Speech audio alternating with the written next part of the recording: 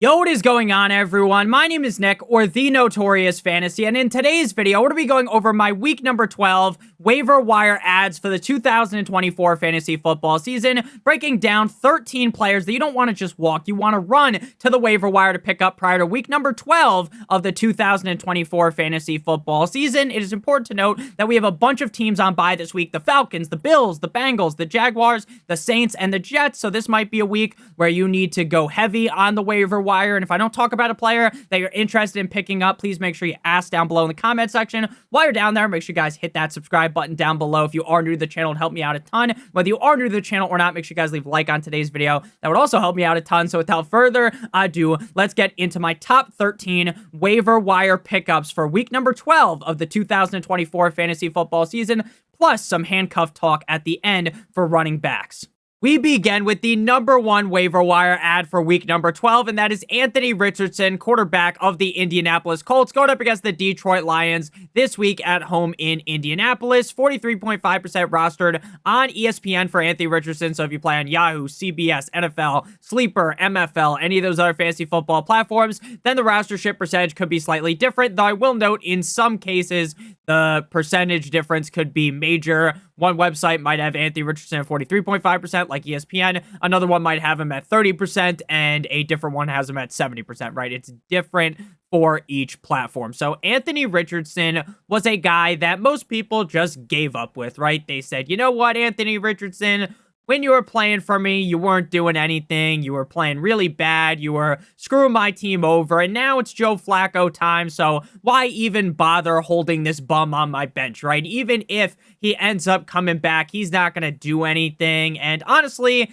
that was a sound thought process. That made sense. I'm not going to sit here and be like, oh, hindsight's 2020, right? Anthony Richardson is the quarterback 4 up against the Jets prior to Monday Night Football, right? He has 20 completions on 30 attempts for 272 yards and a touchdown, 10 rushes for 32 yards and 2 touchdowns, 3 total touchdowns, over 300 total yards. But yeah, we all knew that was going to happen, right?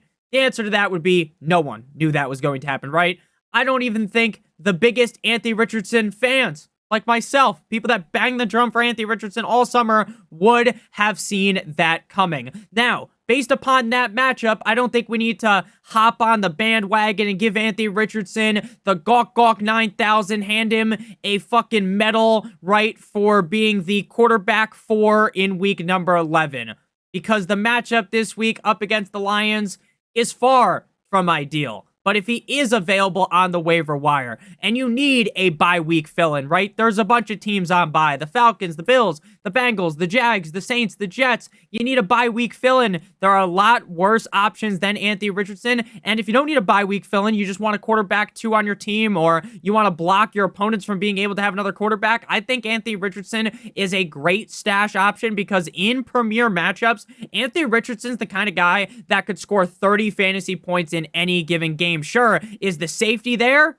Obviously not, but the upside of Anthony Richardson is too significant for him to be left on waivers. Next up, we got Quentin Johnston, wide receiver of the LA Chargers, going up against the Baltimore Ravens, 50.6% rostered on ESPN. Now, when it comes to Richardson, Quentin Johnston, and the next guy we are going to be talking about here, these are all guys that are rostered in around 50% of leagues. So I understand that most of you guys might not be able to get them, but if they are available, make sure you pick them up. And if you're like, Nick, we don't need to hear about these guys, just skip into the video. There's timestamps for a reason. So Quentin Johnston, wide receiver 31 in PPR, up against the Bengals on Sunday Night Football last night. 2 receptions on 8 targets for 48 yards and a touchdown, which now marks 3 straight games with 10 or more points and a touchdown in all of those games. Now, Quentin Johnston is really the number 2 guy on this team, right? Ladd McConkey's the number 1 in terms of targets. Quentin Johnston is number 2. But if Quentin Johnston continues to have such a strong nose for the end zone,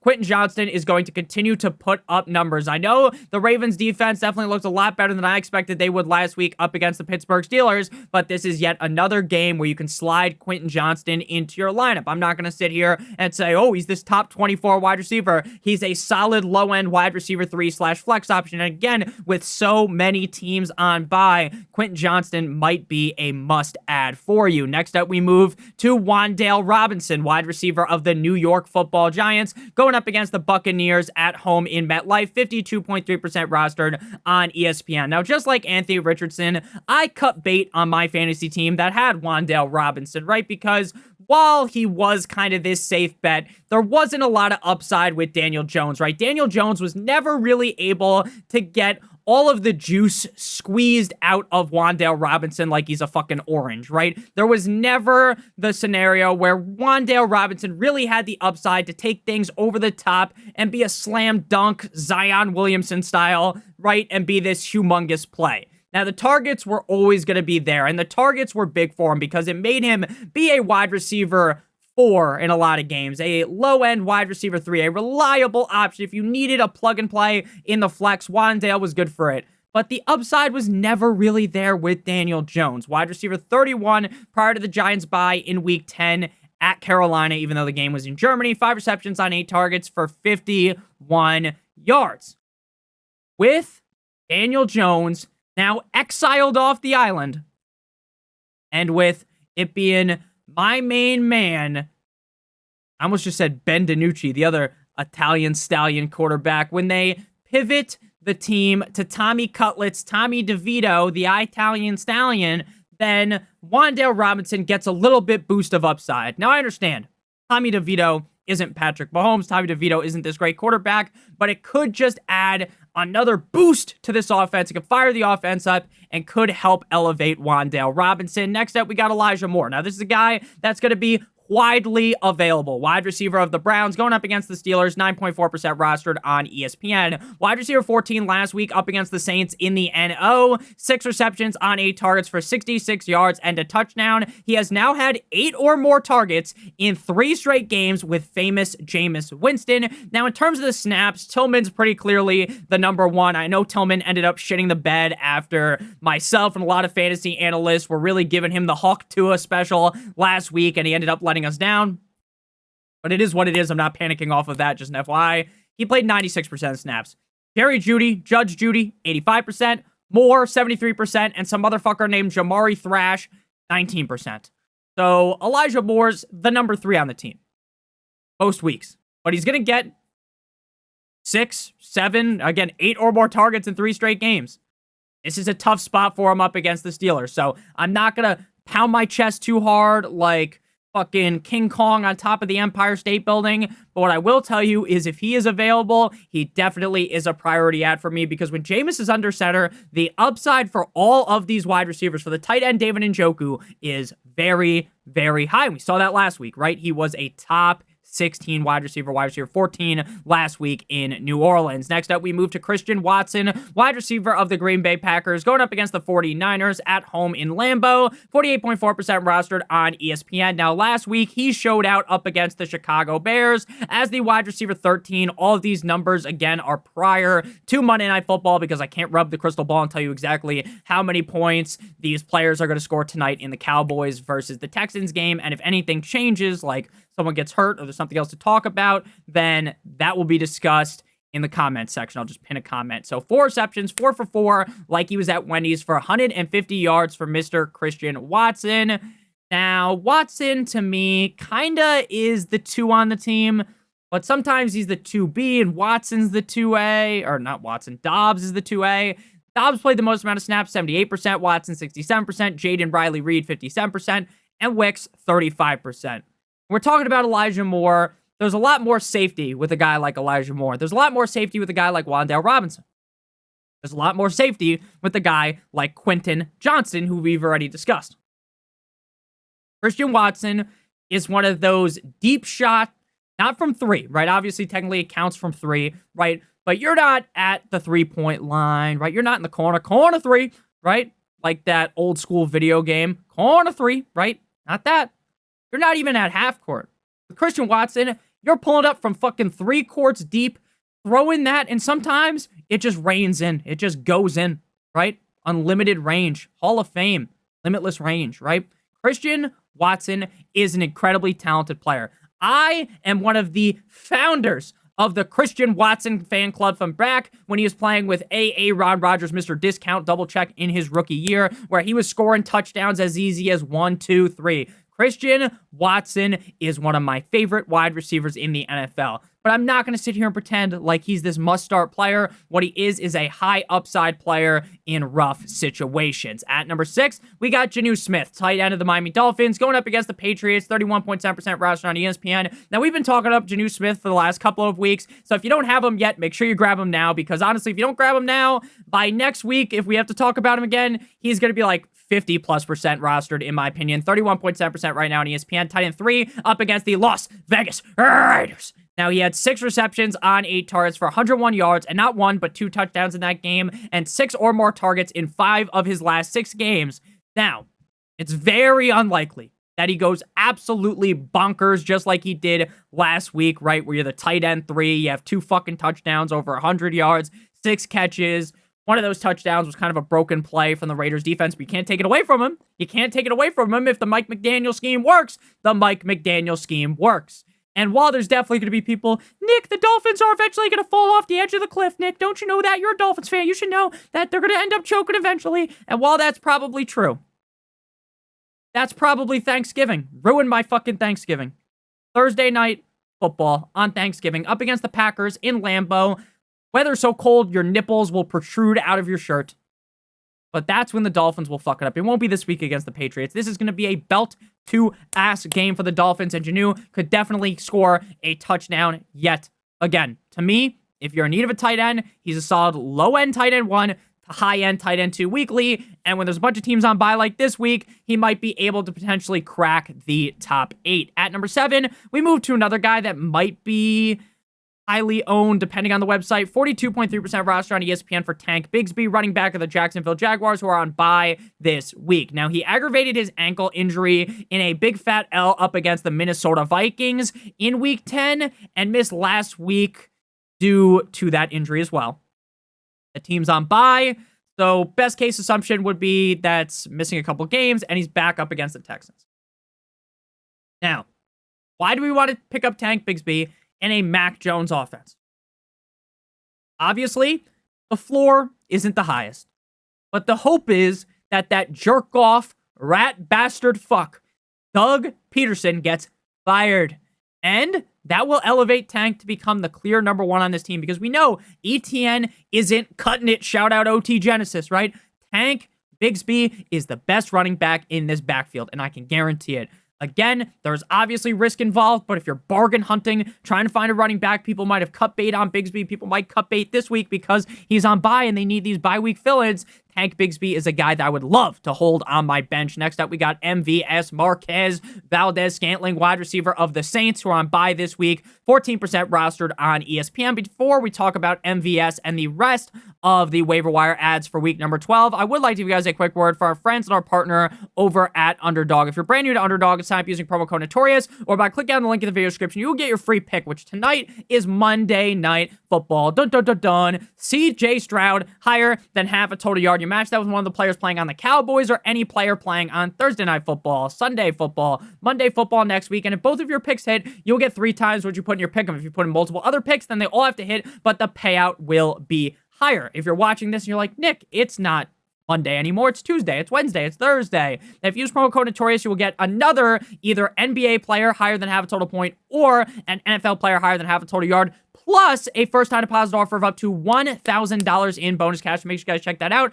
Promo code Notorious to claim your free pick, plus a first-time deposit offer of up to $1,000 in bonus cash. So back on into things here. Marquez Valdes-Scantling, wide receiver 20 versus the Cleveland Browns last week. Now, I'll be honest, I'll keep it real, I'll keep it 100.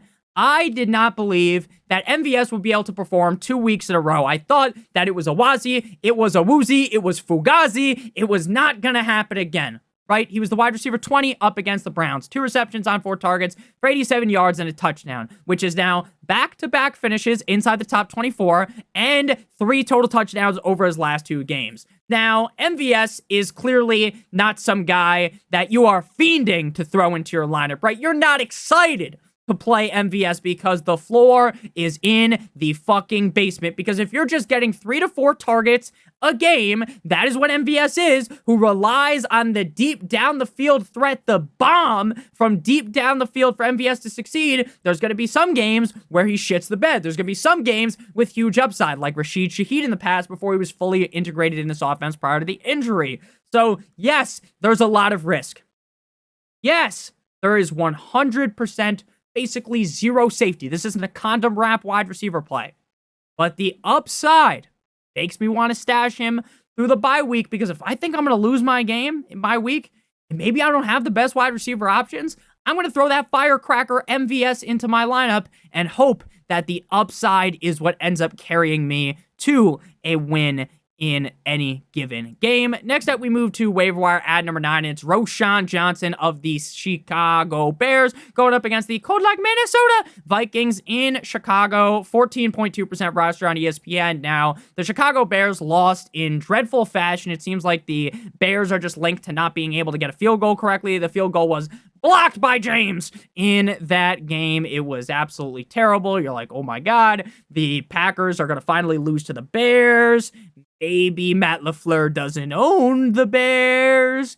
Blah, blah, blah, blah, blah. The kick is up, and it's fucking blocked. The Kembe, no. And the Bears lose. Just like normal, Eberflus is a dumbass.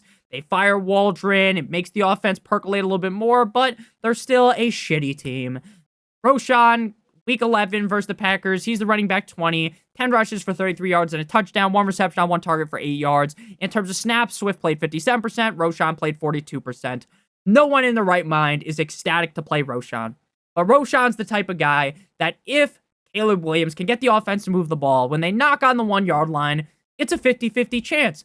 Flip a fucking coin. Half the time it's Swift, half the time it's Roschon, and 0.01% of the time it's some random defender that is trying to be William the fucking Fridge Perry who gets the carry on the goal line, if you guys remember that from earlier on in the season.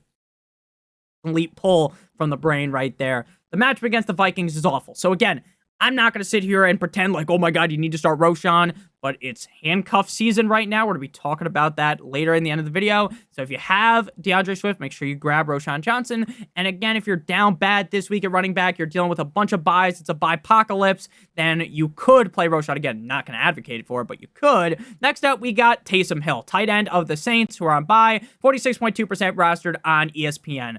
The thought process on Taysom Hill every single week is the exact same. I say the same spiel every week, and I'm going to give it to you again. Pause. Right? Every single week what I say is Taysom Hill is the only fucking tight end in the NFL that could throw a touchdown, catch a touchdown, and rush a touchdown in any given game. He's the only tight end that's going to throw a pass, catch a pass, and rush a pass in basically every single game, right? And while sometimes that leads to 2 fantasy points or -3 fantasy points because he throws a pick and fumbles or something, sometimes you end up exploding. Sometimes Taysom Hill ends up dealing out back shots to your opponent, and if you play Taysom Hill and you fucking lost, I don't know what to tell you, because if you play Taysom Hill, he was basically a week winner guaranteed last week. Now again, I don't want to sit here and pretend like this is going to happen every single week. Oh, he's going to be the tight end 1. He's going to pass 1 of 2 for 18 yards and a pick, 7 rushes for 138 yards and 3 touchdowns, and 8 receptions for 50 yards. I'm not going to pretend that he's going to do that again. But it is possible.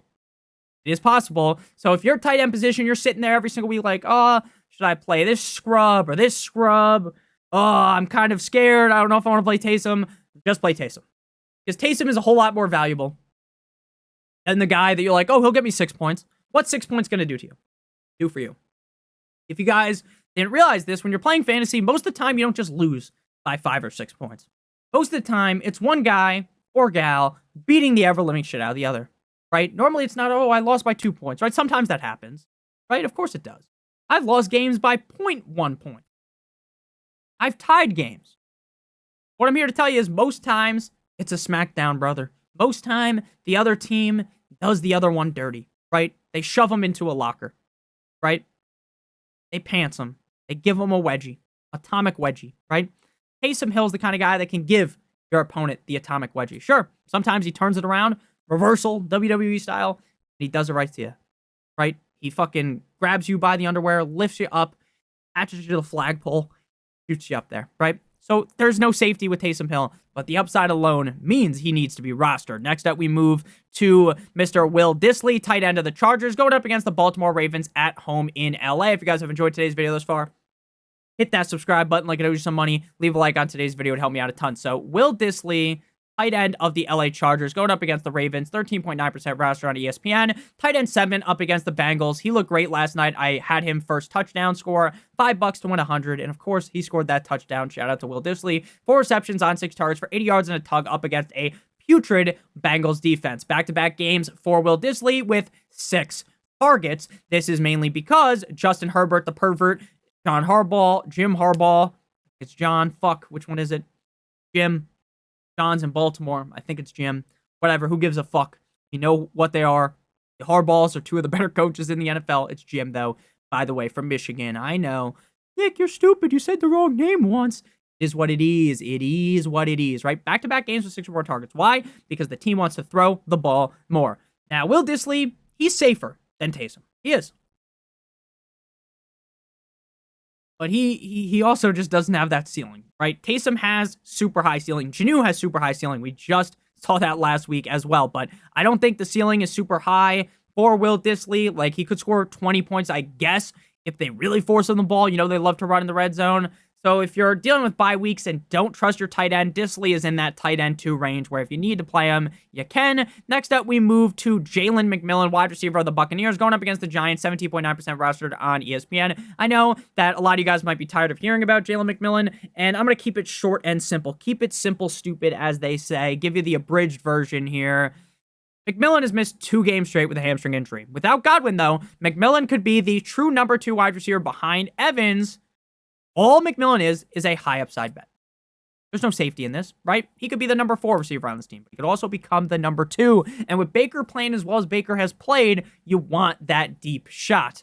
Last time out, up against the Falcons in Tampa, week 8, 4 receptions on 7 targets for 35 yards and 1 rush for 17 yards. We've talked about McMillan a bunch. The guy has feet for hands.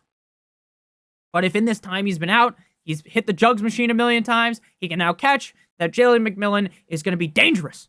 Shout out to Russell Wilson. Next up here, final waiver wire ad before we get on into the handcuffs. And we ain't talking about the pink fluffy ones you use with your wife every once in a while when she wants to spice things up a little bit. Ameer Abdullah, running back of the Raiders, going up against the Denver Broncos. Now, I couldn't do the Raiders correctly earlier.